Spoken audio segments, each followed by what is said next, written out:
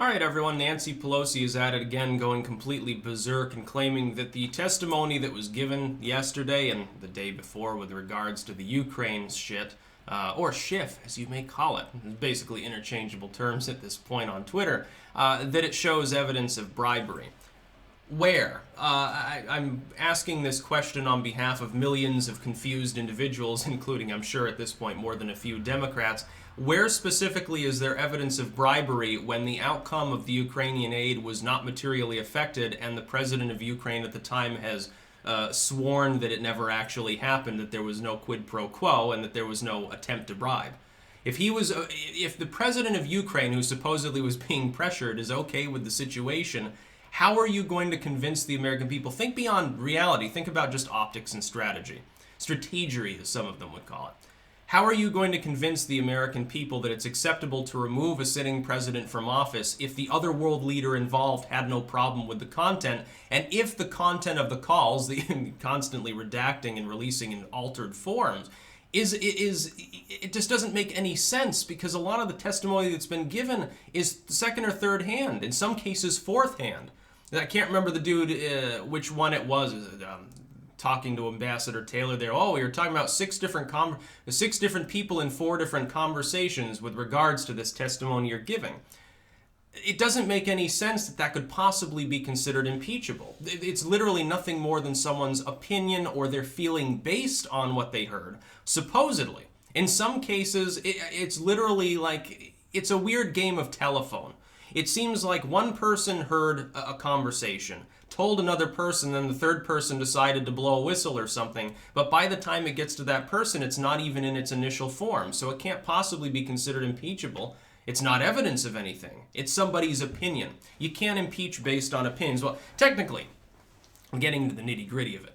Technically, Pelosi and the Democrats can just impeach Trump on a whim on any trumped-up charge, pardon the pun there, that they want. They can do that. But how are they going to get it to stick in the Senate? You've got an overwhelming hurdle in front of them, which is the fact that the Republicans control the Senate. You need the will of at least a large minority of them in order to remove Trump from office. He's going to coast to re-election if conspiracy theories continue to be flung around, like Pelosi rambling about everything points to Russia, and this shows bribery.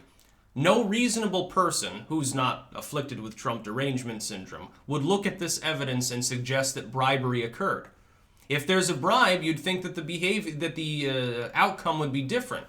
It seems that what actually happened was that aid was withheld pertinent to investigation, that Trump kicked Ukraine into gear and said, look, you've got these lingering corruption cases, look into them, or else we can't give you the aid because part of it is literally for you to address corruption. This seems to be the case. Essentially, some of this aid was contingent upon Ukraine tackling some of its internal political problems. If the internal political problems weren't effectively being tackled, it makes sense for Trump to say, to do the tackling or I'm not giving you the money. Months later, the money was given, apparently related to the fact that things were looked into. And no further evidence of a need to investigate was found, I suppose, at the bureaucratic level. Well, that's fine. That's literally a right of the presidency. Even the people, the star witness giving testimony on behalf of the Democrats largely even states this. Oh yeah, president's got wide latitude for firing ambassadors and withholding aid. I just felt it was inappropriate. I felt that it endangered our mission, our strategy, our posturing in Eastern Europe. Well, it's not your call.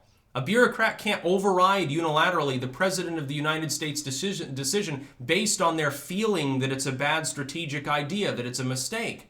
Can you imagine the sort of chaos we'd be in if bureaucrats were handling these issues to begin with? It seems that the separation of government's broken down, and we now have a fourth element of government, which is the bureaucracy, which is attempting, in a partisan fashion, of course, to shield itself from repercussions while meddling in U.S. policy, fiddling around with legislative power in order to try to bring that to bear on the president to keep him from holding them accountable for trying to undermine the presidency. The president has certain authorities. Consistently over the last few years, the very nature of the executive branch fundamentally has been impacted by nonstop investigation and judicial hand-wringing, especially by the Ninth Circuit. Now, I wish they had done this years ago. I wish back in the Bush administration or the Obama administration, somebody in the courts had had the balls to say, hey, maybe executive power is getting a little bit overreaching. Maybe the president has too much power. Maybe we should take a look at whether all of this is legal, number one, and proper, number two. Nobody did. They had no problem with strong central authority until Trump became elected, and all of a sudden, oh my God, the presidency's got too much power. He can unilaterally call on strikes. He can start conflicts and wars and do all these things because the legislature had stepped aside for Bush and Obama. They didn't have the balls to tackle them, number one, and the judiciary had reined itself in. It had acted with decorum in association with a long tradition of the judiciary being reluctant to do things with regards to legislation or executive action. Since Trump has been elected, or really since the election, that genie has been partially put back in the bottle. That's really great. The problem is now you're going in the other direction, which is that a bunch of bureaucrats have jumped aboard under the auspices of the legislative branch, which has become a partisan scam at this point, to try to stop the president from doing basically anything. No, you can't fund the wall. No, you can't end a previous executive decision by Obama because somehow, for the first time, the president's no longer allowed to override pre-existing executive orders with his own executive orders. Somehow, he's no longer capable of striking down pre-existing executive orders. It's literally unprecedented. There's not been a case where that power has been challenged in that manner. I think in Jimmy Carter's case, I think there was some obscure hand-wringing about some executive orders, if I remember correctly. I could be totally wrong. It's been a while since I took a U.S. political course. Come on. I mean, Trump's got to, at some point, be able to be the president. The idea that there's a Russian conspiracy has been discredited completely. To hear Pelosi echoing that is hilarious. I think at some point, aren't the Democrats going to be intelligent enough to say maybe we should have new leadership when the person leading our party is clearly inept or insane? There was no Russian conspiracy. It was literally found otherwise by the Mueller probe, which was commissioned, sponsored, and run by Democrats. They found no evidence of such a thing. It never happened. If something didn't happen, you can't build a million other premises based on that non-happening. Russia interfered with the election. Well, no, it didn't. Oh, well, because Russia interfered, we know Russia's interfering now. Literally conspiracy land. Literally tinfoil hat conspiracy theories being spouted by the Speaker of the House, who's a couple of positions away from the fucking presidency at any given time. The leader de facto of the Democratic Party. It's not Tom Perez making the decisions, trust me. He's not the one calling the shots. It's Pelosi all the way fucking down. She wouldn't have any other way. Have you seen how she interacts with Chuck Schumer, the ranking Senate Democrat? She treats him like a little dog, like a puppy or something. He even he looks at her like a scolded puppy sometimes. It's hilarious. No, there's no evidence of bribery here. And as the testimony drags on, I think their idea now is to just kick the can down the road past the election or something. Maybe they'll hold an impeachment vote. They'll impeach him on principle in a partisan floor show in the House.